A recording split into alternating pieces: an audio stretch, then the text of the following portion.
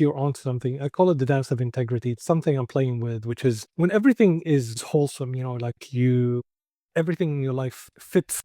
There are these moments where everything in your life fits, you know, everything is in place. You have security, safety, you're surrounded by the people you love. There are moments like that where you feel like that, but these are like anchor moments, and you need to step out of them to real life. Like you step out to life. If you're in safety of your home, there is little risk, let's say, to get run over by a car, for example. When you step out of your home, you have to be more careful and more aware. Your senses are immediately heightened because you're crossing the street. Like there's far more, let's say, risks and dangers and stuff like that. So it works out like that in everything in life. Let's say when you're doing something you know how to do, and exactly you know how to do it, and you deliver it, but then you need to take the next step. The next step has more risk, has more uncertainty, just like you were saying. There's just certainty and uncertainty. So integrity is about everything being whole and everything fitting in place and everything being complete and works together.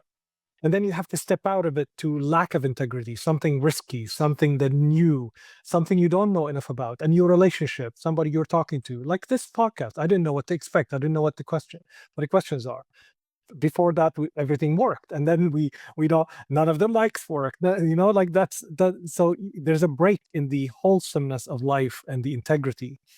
But there's that dance. You step out of it, and you step back again into safety, and you step out of it and you step back again, and that completes that cycle where you discover and you come back to absorb what you discover. You sleep, you recover, you absorb, and then you come back again at life. And there is nothing wrong with any of them. Both are needed. If you say everything is exactly right and everything, we get bored really quickly and life become mundane, and we want something different. And if we're always taking a risk and everything is like not fitting, it's exhausting. So we need both. And I call it the dance of integrity. Why? Once you use it and you become used to it, you actually do it with intention. And that's what I want to do with the book that I'm writing, is I want people to live a life of choice.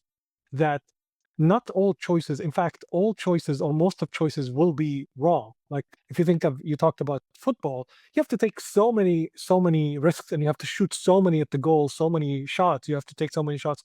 And by definition, a lot of them will be out. You will not score a goal. So imagine if you say, well, I'm only going to shoot when I'm certain that I'm going to score a goal. Nobody would take a shot, and the game of football would be so boring. I think there was a moment. What is it? A friend of mine who are more into the game of football. There was a time when, before the new regulations were, football was a boring, like a more boring game where the goalie they would shoot, they would send the ball to the goalie, and he would hold on to it and send it to them. Like to pass the time. And now you can no longer do that. I think it was like the early 2000s when they did those changes or something like that. I'm not the expert.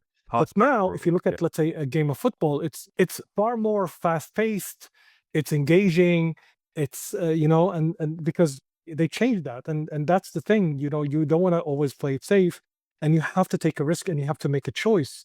And part of that choice is that you're risking failure, you're risking taking a lot of things wrong, but that's the way to live. You have to risk, and you have to being wrong, and you have to risk making a choice.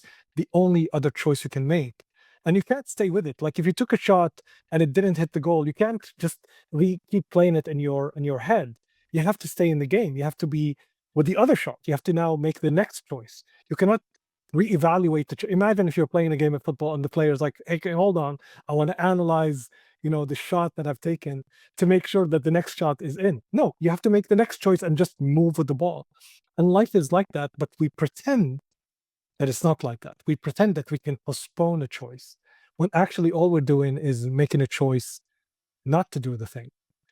And that is kind of like the whole principle of what I like to help people to, like they're making a career choice and saying, well, I'm not sure I want to take this job, whatever. It's like, okay, you want to wait a month, make a choice, whether you take it or not, and spend this time seeing the implication of that choice so that the next choice can be better instead of waiting to make the right choice.